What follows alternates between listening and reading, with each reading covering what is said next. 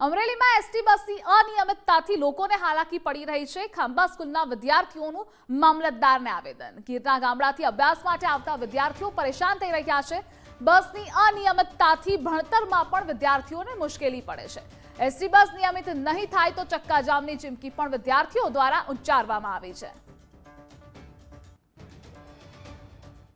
આવીએ છીએ નિશાળે અને બપોરે જઈએ ત્યાં બસ મળતી નથી, જેના કારણે અમે પીડીઆર મૂકવા પડે છે અને 3 વાગે ઘેર પહોંચીએ છીએ। તેથી અમે ખાંભા મામલતદારને આવેદનપત્ર આપ્યું છે કે બસ અનિયમિત હોવાથી અમે બસ ઘેરે પહોંચી શકતા નથી અને આમ બસ ચાલુ કરવા માટે અમે આવેદન આપ્યું છે। મારો પ્રશ્ન એ છે કે અમે સવારમાં આવીએ ત્યારે અમને બસ મળી જાય છે, પછી અમે જઈએ છીએ 11:15 બસ મળે છે, તો અમારે 2 પીરિયડ અગાઉ આવીને અને બસમાં જવું પડે છે। ત્યાંથી અમારે 2 પીરિયડનું ભણતર રોકાય છે અને અમે મોડે જઈએ તો 3 વાગે કે 4 વાગે ઘરે પૂગીએ છીએ, તો અમારો એ પ્રશ્ન છે, એટલે અમારું ભણતર બગડે છે।